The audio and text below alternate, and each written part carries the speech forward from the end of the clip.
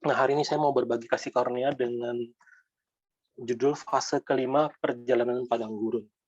Ini fase yang terakhir. Kalau baca di Ulangan 2 ayat 14, lamanya kita berjalan sejak dari Kades Barnea sampai kita ada di seberang Sungai Jered ada 38 tahun.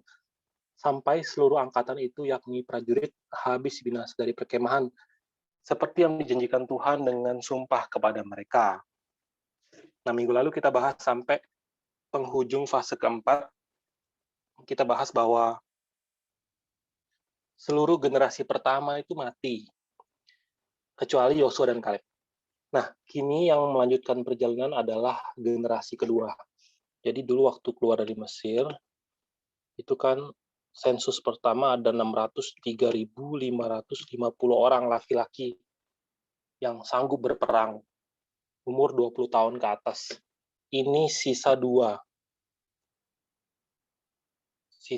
yang hidup waktu mereka melanjutkan fase kelima. Nah, sekarang ini fase kelima itu adalah perjalanan dari generasi kedua. Ini generasi pertama, ini generasi kedua. Generasi baru. Nah, kita harus memandang ini kan menuju ke Kanaan, kan?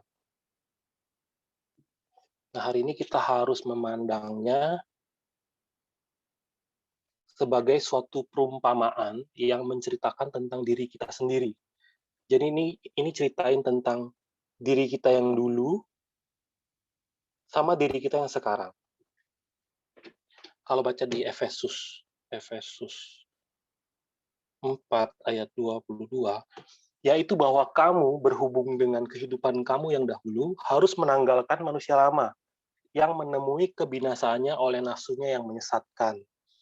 Jadi manusia yang lama itu hanya akan binasa.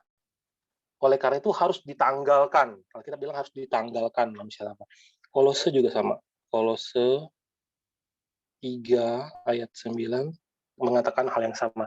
Jangan lagi kamu saling mendustai karena kamu telah menanggalkan manusia lama serta kelakuannya. Roma juga. Roma 6 ayat 6. Karena kita tahu bahwa manusia lama kita telah turut disalibkan. Nah, jadi kalau kita lihat perjalanan padang gurun ini di fase kelima, jadi ini sebuah generasi baru, permulaan baru, yang menunjuk pada apa? Menunjuk pada ciptaan baru dalam Kristus. Kalau baca di 2 Korintus 5 ayat 17. Jadi siapa yang ada di dalam Kristus, ia adalah ciptaan baru. Yang lama sudah berlalu, sesungguhnya yang baru sudah datang. Nah, jadi sebelum kita di dalam Kristus, kita tuh diumpamakan orang-orang generasi lama. Ini orang-orang generasi lama. Lahir di Mesir dengan segala bentuk ketidakpercayaan di Mesir. Tapi ketika kita di dalam Kristus, kita diumpamakan ciptaan baru. Generasi baru nih. Sorry. Yang lama sudah berlalu. Nah, jadi kita harus memandang fase kelima itu dari sudut pandang seperti ini. Nah, bagaimanakah perjalanan padang gurun untuk generasi kedua ini, untuk ciptaan baru ini? Ini berarti adalah gambaran apa? Gambaran untuk kita hari ini, orang-orang yang hidup di akhir zaman. Nah, dari perjalanan padang gurun fase kelima, kan ada 5 tempat mereka berkemah. Dari arti nama tiap-tiap perkemahannya aja, itu bisa kita lihat, itu menampakkan tentang penampilan, tentang karakter, semangat yang harus dimiliki oleh ciptaan baru. Kita mulai ya. Yang pertama. Tempat pertama namanya Dibon Gad. Dibon Gad ini artinya itu merindukan. Arti yang lain itu ketandusan. atau gersang.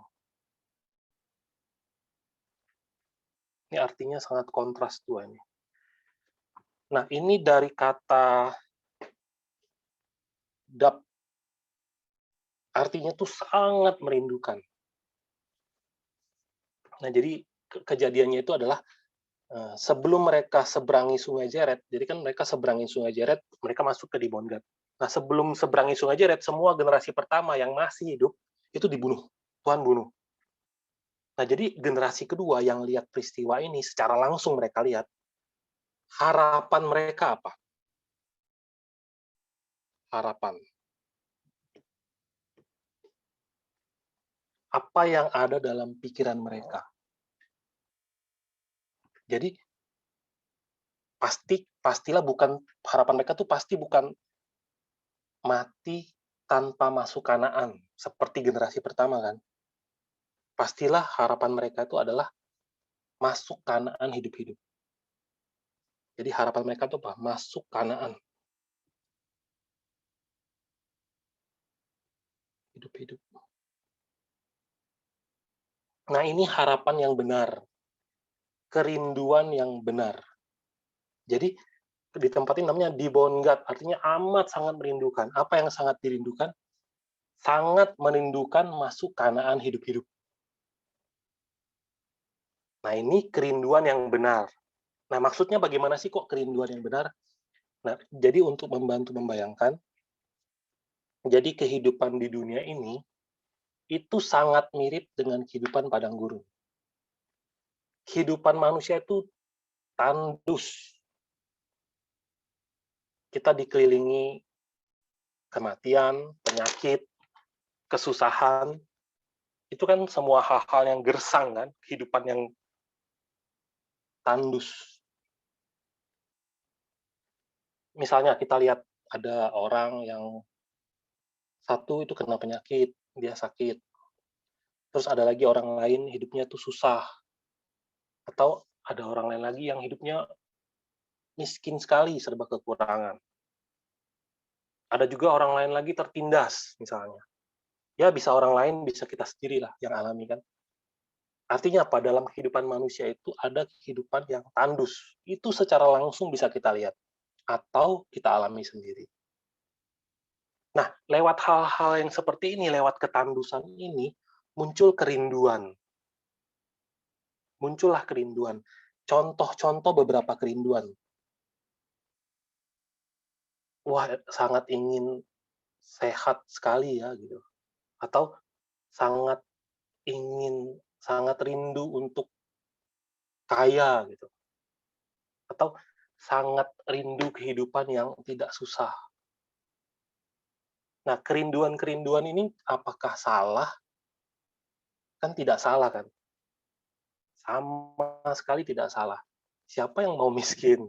Yang mau susah? Yang mau sakit kan? Nggak ada yang mau. Tapi yang maksud saya adalah, yang mau saya sampaikan adalah, ketika kita lihat penyakit atau adanya penyakit, itu bukan supaya orang merindukan sehat. Kita lihat kemiskinan atau kemiskinan ada, itu bukan supaya kita merindukan kekayaan. Tertindas itu bukanlah supaya manusia itu merindukan kekuasaan. Nah, hal-hal ini itu bukanlah kerinduan yang sejati, yang Tuhan mau kita rindukan. Pengkhotbah 4 ayat 1-4. Lagi aku melihat segala penindasan yang terjadi di bawah matahari, dan lihatlah air mata orang-orang yang tertindas, orang-orang yang ditindas, dan tak ada yang menghibur mereka, karena di pihak orang-orang yang menindas ada kekuasaan. Oleh sebab itu aku menganggap orang-orang mati yang sudah lama meninggal lebih bahagia daripada orang-orang hidup yang sekarang masih hidup. Tetapi yang lebih berbahagia ada daripada kedua-duanya itu kuanggap orang yang belum ada, yang belum melihat perbuatan jahat yang terjadi di bawah matahari. Dan aku melihat bahwa segala jeripaya dan segala kecakapan dalam pekerjaan adalah iri hati seorang terhadap yang lain. Ini pun kesia-siaan dan usaha menjaring angin. Nah, jadi kata pengkhotbah apa? Yang nindas maupun yang ditindas, kalau baca ayat-ayat sebelum-sebelumnya juga, baik berada di posisi raja yang paling atas atau hamba yang paling bawah, itu pun sebenarnya adalah hal yang sia-sia.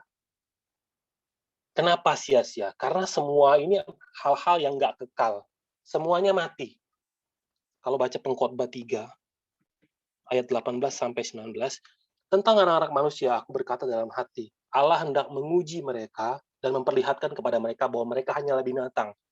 Karena nasib manusia adalah sama dengan nasib binatang. Nasib yang sama menimpa mereka. Sebagaimana yang satu mati, demikian juga yang lain. Kedua-duanya mempunyai nafas yang sama. Dan manusia tak mempunyai kelebihan atas binatang, karena segala sesuatu adalah sia-sia. Sama seperti yang dicatat di Mazmur 49, Indonesianya ayat 7 sampai 13. Saya bacain ya. Mereka yang percaya akan harta bendanya dan memegahkan diri dengan banyaknya kekayaan mereka, tidak seorang pun dapat membebaskan dirinya atau memberikan tebusan kepada Allah ganti nyawanya. Karena terlalu mahal harga pembebasan nyawanya dan tidak memadai untuk selama-lamanya, supaya tetap hidup untuk seterusnya dan tidak melihat lubang kubur. Sungguh akan dilihatnya orang-orang yang punya hikmat mati, orang-orang bodoh dan dungu pun binasa bersama-sama dan meninggalkan harta benda mereka untuk orang lain. Kubur mereka ialah rumah mereka untuk selama-lamanya, tempat kediaman mereka turun-temurun. Mereka menganggap ladang-ladang milik mereka, tetapi dengan segala kegemilangannya, manusia tidak dapat bertahan. Ia boleh disamakan dengan hewan yang dibinasakan. Maksudnya adalah, baik dia kaya, baik dia miskin, baik dia menindas maupun dia ditindas, baik dia lemah maupun dia kuat, semuanya mati. Nah, untuk mengerti bahwa hal jadi kaya, hal jadi berkuasa, itu semua adalah hal yang sia-sia, itu bukan satu hal yang gampang untuk diajarkan kepada manusia. Nggak bisa langsung kasih tahu kepada manusia. Ini loh, kenapa? Kenapa nggak bisa langsung kasih tahu? Karena manusia tuh nggak peka. Belum peka. Kenapa belum peka? Karena mata dan hati lengket di kehidupan sekarang. Contoh, di generasi pertama, kalau kita lihat 4 perjalanan fase padang gurun yang sebelumnya, 4 fase, sungut-sungutnya apa? Bukankah hal-hal duniawi semua kan? Oh, kami rindu bawang pre, semangka. Oh, coba kalau ada daging dalam mulut kami. Atau, mana katanya janjinya tanah berlimpah susu madu. Sekarang kami sepetak tanah pun nggak dapat. Atau untuk makanan hambar ini kami sudah muak katanya. Intinya, daripada mereka jalan di padang gurun, mereka tuh maunya hidup di Mesir. Mendingan kita balik ke Mesir, makanya berkali-kali mereka mau balik ke Mesir. Kalau Tuhan bisa bikin kami balik ke Mesir, atau kalau bisa kami jadi Firaunnya di Mesir, itu baru Tuhan, baru hebat tuh. Nah, pikiran seperti ini, itu terjadi kenapa? Karena mereka lahir di Mesir. Dapat warisan cara-cara hidup yang di Mesir. Cara hidup yang sia-sia di Mesir. Akhirnya, kerinduan manusia itu apa? Sebatas daripada ditindas, mendingan menindas. Daripada miskin, mendingan kaya.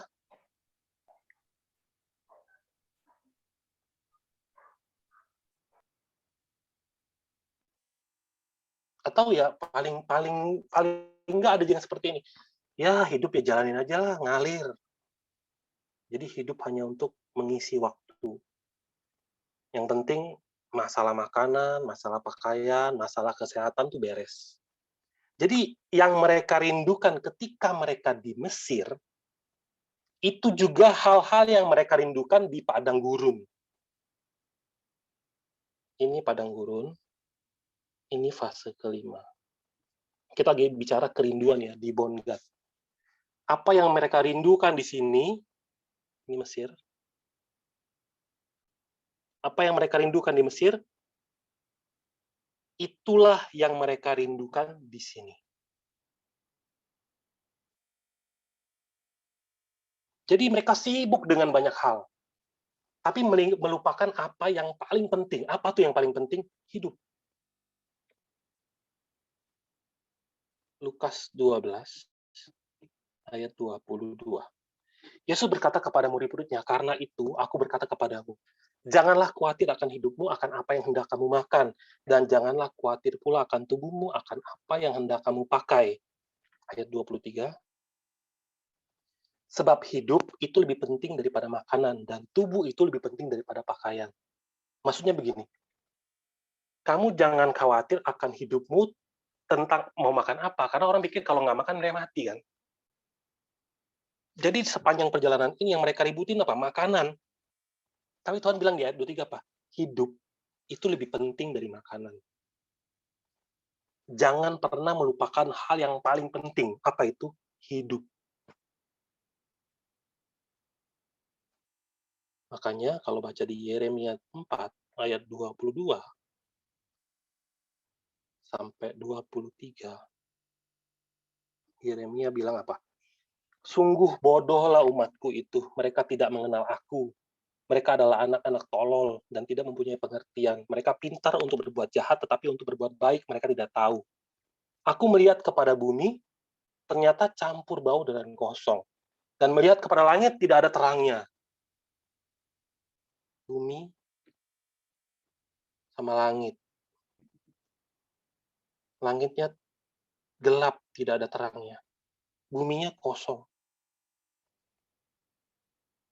Dulu waktu kecil suka ada bercandaan kan, itu orang otaknya didengkul. Kok otaknya didengkul? Iya, berarti di kepalanya kosong. Di dalam kepalanya itu kosong. Amsal Amsal 1 ayat 21. Di atas tembok-tembok ia berseru, di depan pintu-pintu gerbang kota ia mengucapkan kata-katanya. Nah, ia di sini hikmat ya. Berapa lama lagi, hai orang yang tak berpengalaman, kamu masih cinta kepada keadaanmu itu? Pencemooh masih gemar kepada cemooh, dan orang bebal benci kepada pengetahuan. Berpalinglah kamu kepada teguranku. Sesungguhnya aku hendak mencurahkan isi hatiku kepadamu dan memberitahukan perkataanku kepadamu. Oleh karena kamu menolak ketika aku memanggil, dan tidak ada orang yang menghiraukan ketika aku mengulurkan tanganku. Bahkan kamu mengabaikan nasihatku dan tidak mau menerima teguranku. Ini hikmat yang ngomong. Jadi Tuhan pelan-pelan perlihatkan semua ini ke hadapan generasi kedua. Supaya mereka lihat, hai generasi kedua, 4 fase sebelum ini kalian lihat ya. Kalian sudah lihat semua ini kan? Itulah akhir dari orang-orang yang benci kepada pengetahuan.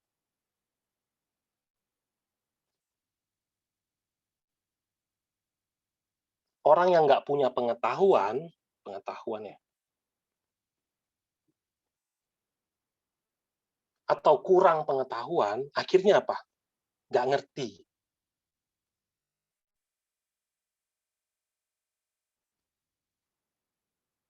Ujung dari nggak ngerti itu apa? Sudut pandang terbatas. Sehingga apa? Pilihannya terbatas.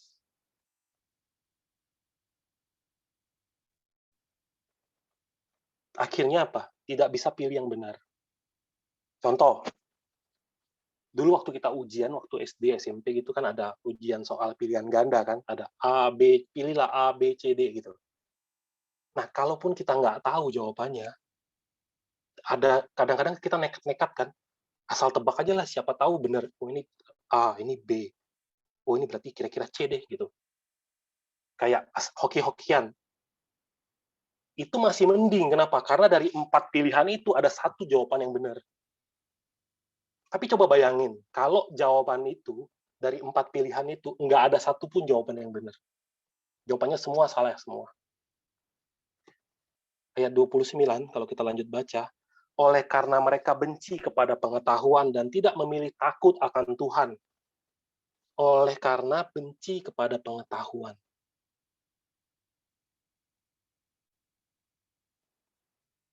Ayat 24-nya balik lagi. Oleh karena kamu menolak ketika aku memanggil, tidak menghiraukan ketika aku mengulurkan tangan, mengabaikan nasihat, tidak mau menerima teguran. Akhirnya apa? Tidak memilih takut akan Tuhan. Tadi kan ayat 29, oleh karena mereka benci kepada pengetahuan dan tidak memilih takut akan Tuhan. Kenapa nggak milih takut akan Tuhan? Karena nggak ada dalam pilihan. Tidak berada pada sudut pandang yang benar sehingga bisa memilih takut akan Tuhan.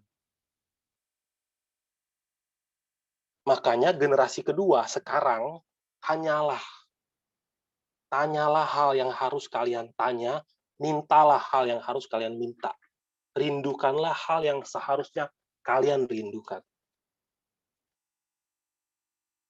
Jadi, 4 fase ini, kalau ada kerinduan-kerinduan yang selama ini salah, di fase kelima, kerinduannya benerin dulu.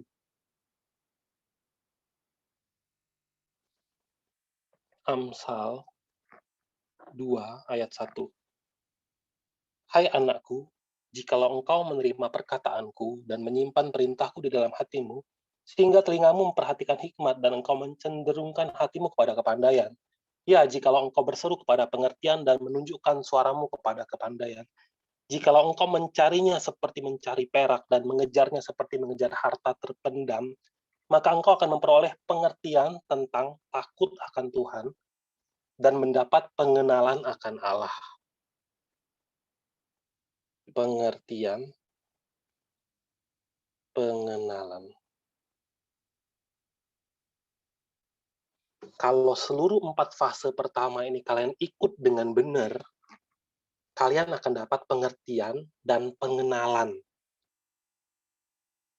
Knowledge namanya. Kalau Inggrisnya knowledge, pengetahuan. Pengetahuan tentang takut akan Allah. Hanya orang-orang yang takut akan Allah bisa ngerti kebenaran itu apa, keadilan itu apa, kejujuran itu apa. Makanya Amsal 2 ayat 9 tulis, maka engkau akan mengerti tentang kebenaran, keadilan, dan kejujuran, bahkan setiap jalan yang baik.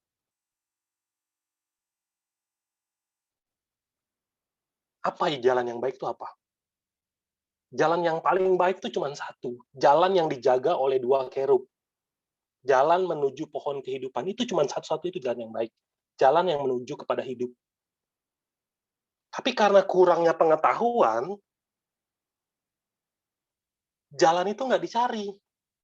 Kenapa? Karena pengharapannya nggak ada. Tidak ada pengharapan lebih.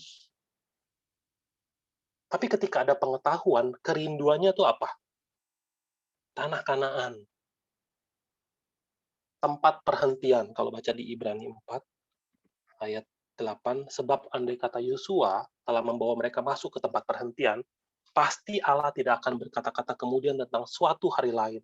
Ayat 1, sebab itu baiklah kita waspada supaya jangan ada seorang di antara kamu yang dianggap ketinggalan, sekalipun janji akan masuk ke dalam perhentiannya masih berlaku. Nah, kerinduannya harus dibenerin dulu. Kalau baca di 2 Petrus 3 ayat 12, yaitu kamu yang menantikan dan mempercepat kedatangan hari Allah. Pada hari itu langit akan binasa dalam api dan unsur-unsur dunia akan hancur karena nyalanya. Mari kita sama-sama cek diri kita hari ini. Kerinduan kita itu ada di mana?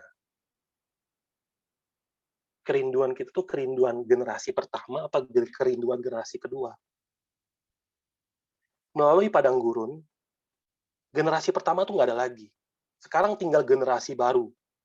Nabi Yesaya tulisnya gini, Yesaya 65 ayat 17. Sebab sesungguhnya aku menciptakan langit dan bumi yang baru. Hal-hal yang dahulu tidak diingat-ingat lagi. Dan tidak akan timbul lagi dalam hati. Tetapi bergiranglah dan bersorak-sorak untuk selama-lamanya atas apa yang kuciptakan. Sebab sesungguhnya aku menciptakan Yerusalem penuh sorak-sorak dan penduduknya penuh kegirangan. Jadi Tuhan bilang, aku ciptakan langit dan bumi yang baru. Yang lama kamu gak usah ingat lagi. Juga tidak akan timbul lagi di hati. Yerusalem yang lama kamu gak usah ingat lagi. Tapi Yerusalem yang baru itu akan penuh dengan sorak-sorai. Nah, sama seperti itu, Tuhan bikin generasi baru. Manusia baru.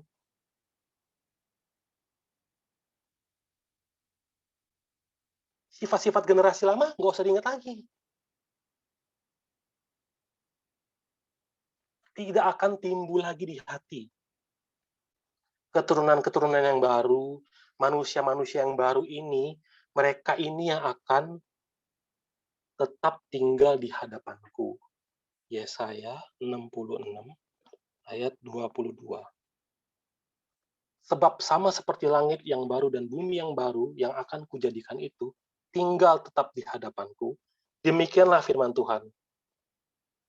Demikianlah keturunanmu dan namamu akan tinggal tetap. Tuhan bilang apa? Sama seperti langit dan bumi yang baru yang kujadikan itu, kan dia diem di depanku tuh, tetap selamanya. Nah, kalian juga akan seperti itu. Manusia-manusia generasi lama, itu manusia-manusia yang nggak bisa percaya. Itu bahkan roh Allah nggak bisa diam, nggak bisa mendarat. Kalau baca di Kejadian 1, ayat 1 Kejadian 1 ayat 2, bumi belum bentuk dan kosong, gelap gulita menutupi samudera raya. Roh Allah melayang-layang di atas permukaan air. Tapi lewat perjalanan padang gurun, nih, dari yang bumi belum berbentuk, gelap gelita kosong, melalui perjalanan padang gurun, Tuhan yang ubah mereka. Jadi apa? Wahyu 21 ayat 1. Lalu aku melihat langit yang baru dan bumi yang baru. Sebab langit yang pertama dan bumi yang pertama telah berlalu, dan laut pun tidak ada lagi.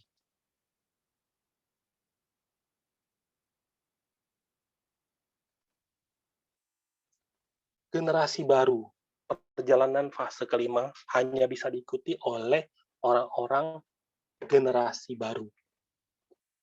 Dengan pola pikir yang baru, dengan harapan dan kerinduan yang baru. Kalau kerinduannya ini udah benar, Tuhan akan bawa ke perkemahan selanjutnya. Namanya Almond di Blataim.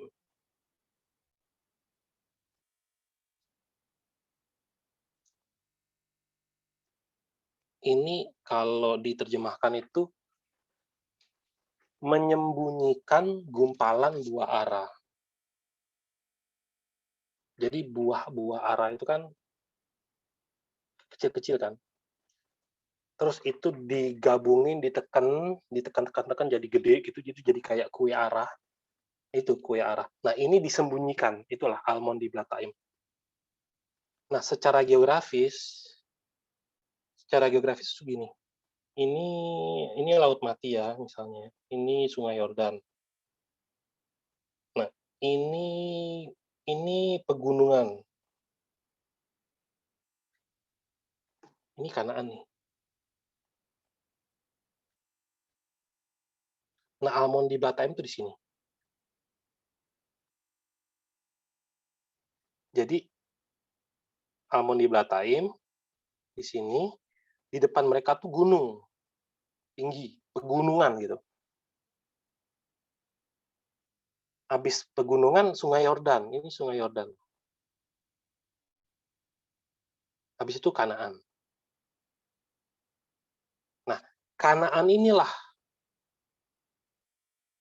yang disimbolkan dari gumpalan kue ara. Kanaan ini yang disembunyikan, tersembunyi. Tapi aku tahu di mana.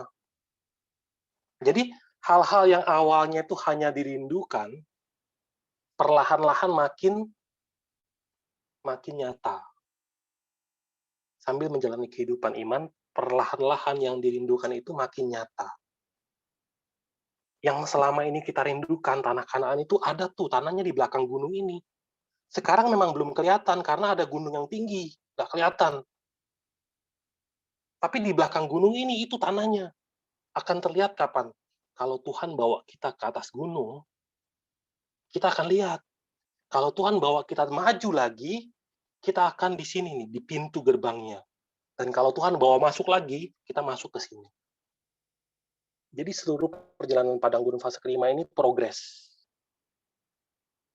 Dari yang diimpikan, jadi suatu rahasia, jadi kelihatan, jadi sampai di depan pintunya, sampai masuk ke dalam. Nah, setelah itu baru Tuhan bawa masuk ke perkemahan selanjutnya, namanya Gunung Abarim.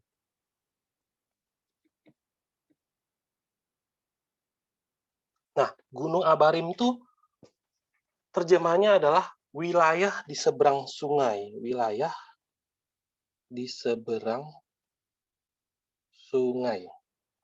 Jadi kalau kita lihat ini,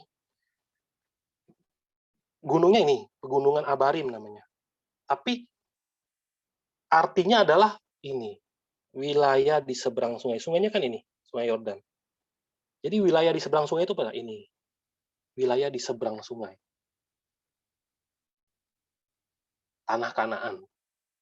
Nah, ini pegunungan kan. Di salah satu gunung ini itu ada satu gunung tinggi namanya Gunung Nebo. Nah, di puncak Nebo itu ada namanya Pisgah, itu tempat Musa nanti dibawa Tuhan lagi balik ke sini. Terus Tuhan dikasih lihat Kanaan secara utuh. Coba kita baca dulu deh, Ulangan 34 ayat 1 sampai 3. Ulangan 34 ayat 1 sampai 3. Kemudian naiklah Musa dari dataran Moab ke atas gunung Nebo, yakni ke atas puncak Pisgah yang di tentangan Yeriko. Lalu Tuhan memperlihatkan kepadanya seluruh negeri itu, daerah Gilead sampai ke kota Dan, seluruh Naftali, tanah Efraim dan Manasye, seluruh tanah Yehuda sampai laut sebelah barat, tanah Negeb dan lembah Yordan, lembah Yeriko, kota pohon korma itu sampai Zoar. Dan berfirmanlah Tuhan kepadanya, inilah negeri yang kujanjikan dengan sumpah kepada Abraham, Ishak dan Yakub. Demikian kepada keturunanmu lah akan kuberikan negeri itu. Aku mengizinkan engkau melihatnya dengan matamu sendiri, tetapi engkau tidak akan menyeberang ke sana.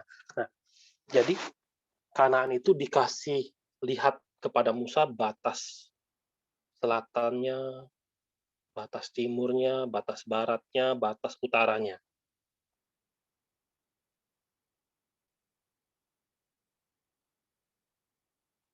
Dikasih lihat Kanaan secara utuh.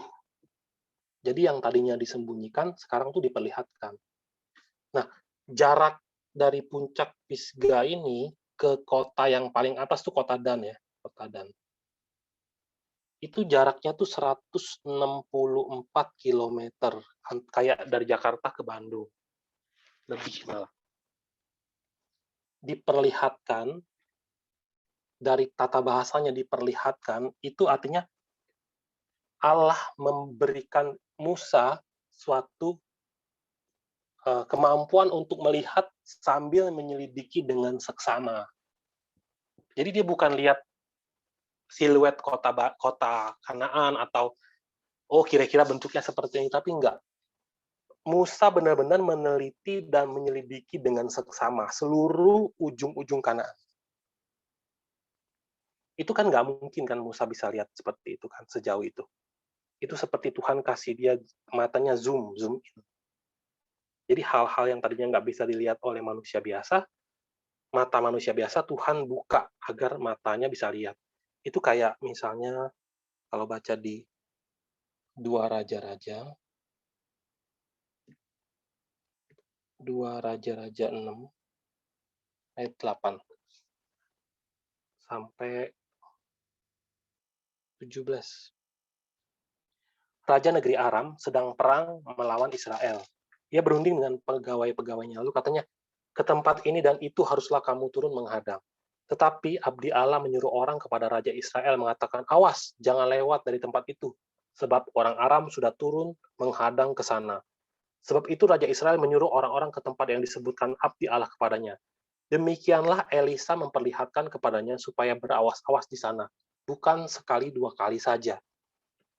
Lalu mengamuklah hati Raja Aram tentang hal itu, maka dipanggilnya pegawai-pegawainya. Katanya kepada mereka, tidak akan dapat kamu memberitahukan kepadaku siapa dari kita memihak kepada Raja Israel, tetapi berkatalah salah seorang pegawainya, tidak tuanku Raja, melainkan Elisa, nabi yang di Israel, dialah yang memberitahukan kepada Raja Israel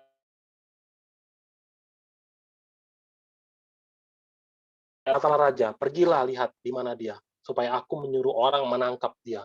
Lalu diberitahukanlah kepadanya, dia ada di Dotan. Nah, jadi ini cerita tentang perang antara Aram sama Israel.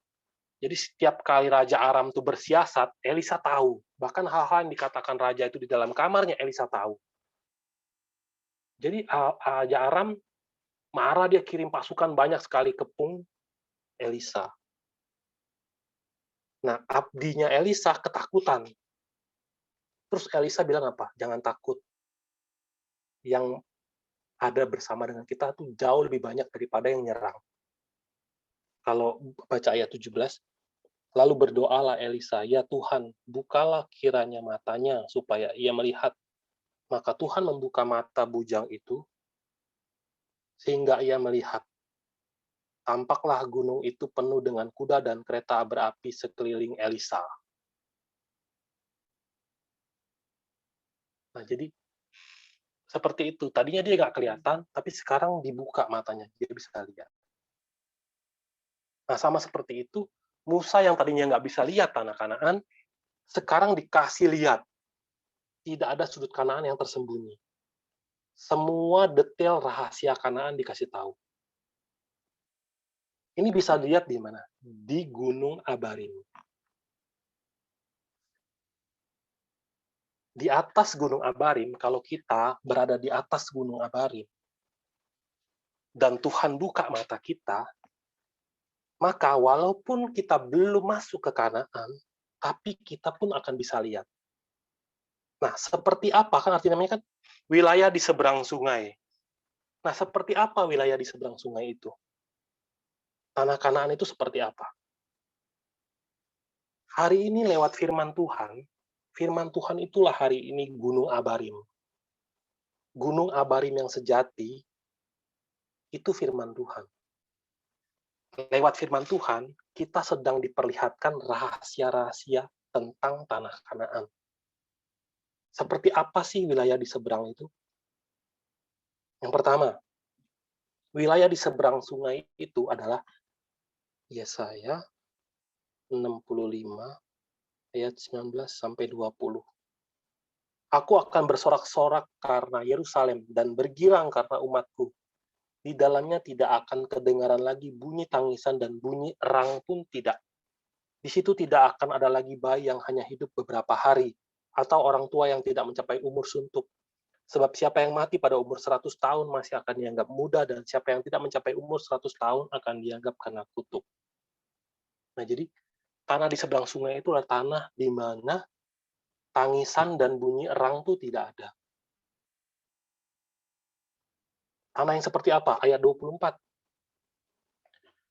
Sebelum mereka memanggil, aku sudah menjawabnya. Ketika mereka sedang berbicara, aku sudah mendengarnya. Itu tanah yang seperti itu. Di ayat 25, serigala dan anak domba akan bersama-sama makan rumput. Singa akan makan jerami, seperti lembu dan ular akan hidup dari debu. Tidak ada yang akan berbuat jahat atau yang berlaku busuk di segenap gunungku yang kudus. Tuhan kasih lihat. Nah, tanah Kanaan itu tanah yang seperti itu. Negeri seberang sungai itu seperti itu. Seperti apa lagi? Yang kedua,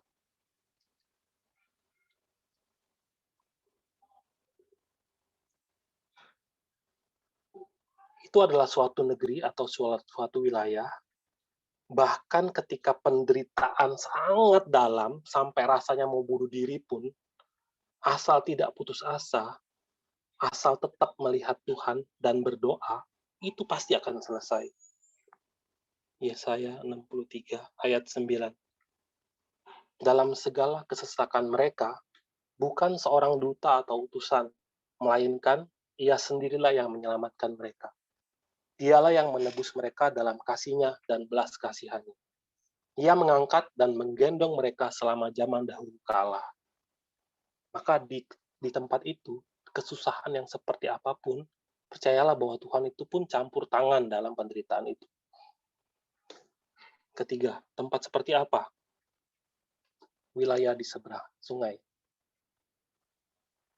Suatu tempat di mana malaikat Tuhan berkemah. Mazmur 34 ayat 7. Malaikat Tuhan berkemah di sekeliling orang-orang yang takut akan Dia, lalu meluputkan mereka. 4. Suatu tempat di mana Allah itu adalah Bapa kita. Allah yang Maha Kuasa yang menciptakan segala sesuatu sendirian, itu Bapa kita. Dan kita anak laki-laki dan anak-anak perempuannya. Yesaya 44 ayat 24. Beginilah firman Tuhan, penebusmu yang membentuk engkau sejak dari kandungan. Akulah Tuhan yang menjadikan segala sesuatu, yang seorang diri membentangkan langit, yang menghamparkan bumi. Siapakah yang mendampingi aku? Maka kalau dia adalah Bapa kita, maka tidak mungkin Bapa kita akan memalingkan muka dari semua doa kita. 5. Seperti apa wilayah di seberang sungai? Suatu tempat di mana Allah adalah matahari. Wahyu 21 ayat 23. Dan kota itu tidak memerlukan matahari dan bulan untuk menyinarinya, sebab kemuliaan Allah meneranginya, dan anak domba itu adalah lampunya. Sebagai referensi, Mazmur 84 ayat 12. Sebab Tuhan Allah adalah matahari dan perisai. Yang keenam, suatu tempat yang bagaimana? Wahyu 21 ayat 18 sampai 20.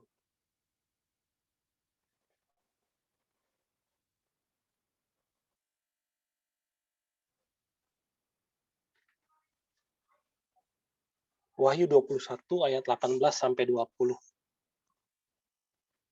Tembok itu terbuat dari permata yaspis, dan kota itu sendiri dari emas tulen bagaikan kaca murni, dan dasar-dasar kota itu dihiasi dengan segala jenis permata. Dasar yang pertama batu yaspis, dasar yang kedua batu nilam, dasar yang ketiga batu mirah, dasar yang keempat batu jamrud, dasar yang kelima batu unam, dasar yang keenam batu sardis, dasar yang ketujuh batu ratna cempaka, dan yang kedelapan batu beril, yang kesembilan batu krisolit, yang kesepuluh batu krisopras, yang ke-11 batu lazuardi, dan yang ke-12 batu kecubung.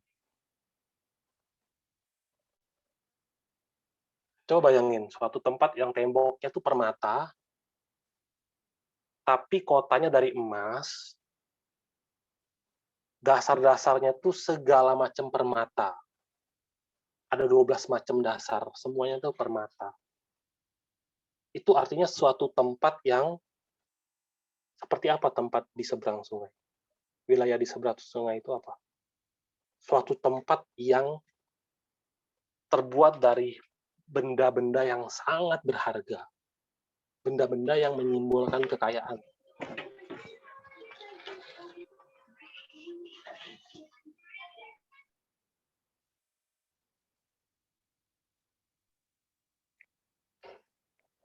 Itu kan suatu tempat yang menyimbolkan kekayaan. Tapi kalau kita baca Ayub,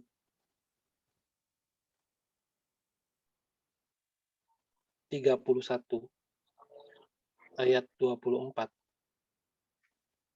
Jikalau aku menaruh kepercayaan kepada emas dan berkata kepada kencana, engkaulah kepercayaanku. Jikalau aku bersukacita karena kekayaanku besar dan karena tanganku memperoleh harta benda yang berlimpah-limpah. Jikalau aku pernah memandang matahari ketika ia bersinar dan bulan yang beredar dengan indahnya, sehingga diam-diam hatiku terpikat dan menyampaikan kecupan tangan kepadanya, maka hal itu juga menjadi kejahatan yang patut dihukum oleh hakim, karena Allah yang di atas telah kuingkari. Jadi, apa maksudnya yang dicatat di Wahyu? Kenapa malaikat memperlihatkannya sebagai suatu tempat yang sangat-sangat berharga? Yesaya 33 ayat 6. Masa keamanan akan tiba bagimu. Kekayaan yang menyelamatkan ialah hikmat dan pengetahuan. Takut akan Tuhan, itulah harta benda Sion.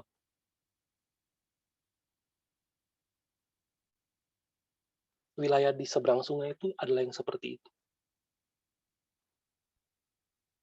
Sama seperti Musa yang diperlihatkan setiap detail Kanaan di Gunung Abarim, lewat full firman, kita tuh lagi dikasih tahu surga itu tempat seperti apa. Dan dari semua rahasia, apa yang paling rahasia dari Allah? Kristus.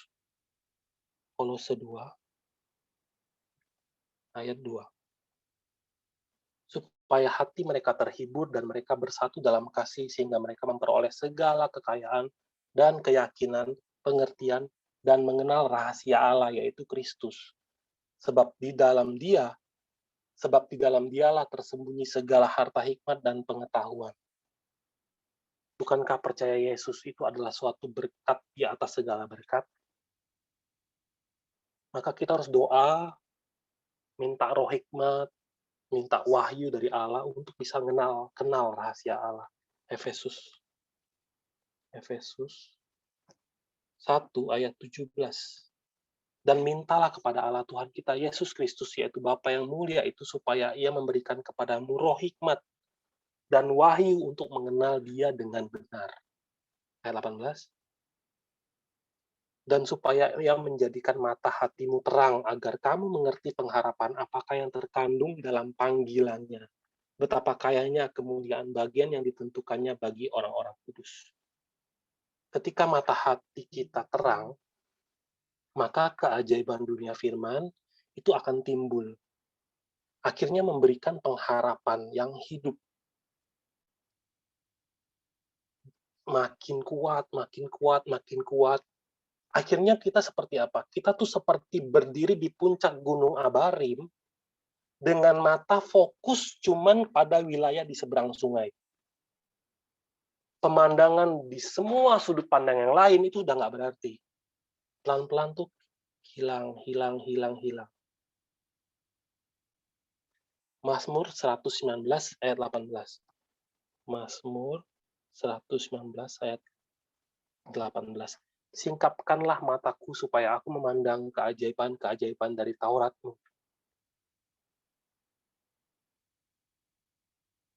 Kalau nggak ada kerinduan yang benar, puncak Pisga ini itu nggak akan sampai. Akhirnya nggak akan pernah bisa melihat tanah Kanaan sebagai tanah Kanaan. Itu hanya sebuah janji.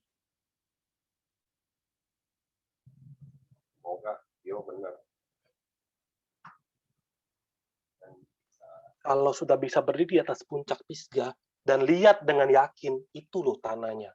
Itu loh sudut-sudutnya. Itu loh yang dimaksud dengan Kanaan. Maka akan dituntut turun.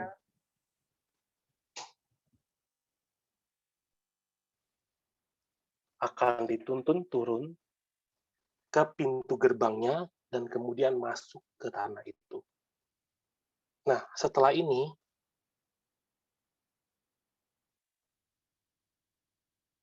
dibawa ke perkemahan selanjutnya. Namanya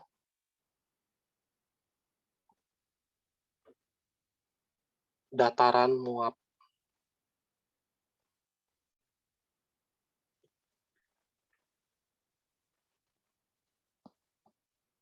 Ini panjang, kita lanjutin minggu depan.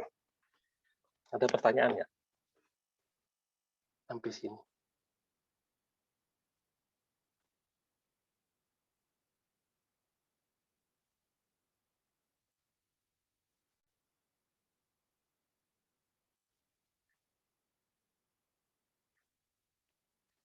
Nggak ada pertanyaannya, yuk kita tutup dengan doa Bapa kami. Bapa kami yang di surga, dikuduskan namamu, katakanlah kerjaanmu, jadilah kehendakmu di bumi seperti di surga. Bila kami pada hari ini makan kami secukupnya, sekarang kami seperti kaya pun mengampuni orang yang bersalah. Jangan masuk kami dalam percobaan, tapi lepaskanlah kami dari jahat. Karena Engkau yang punya kerjaan dan kuasa dan sampai selama-lamanya.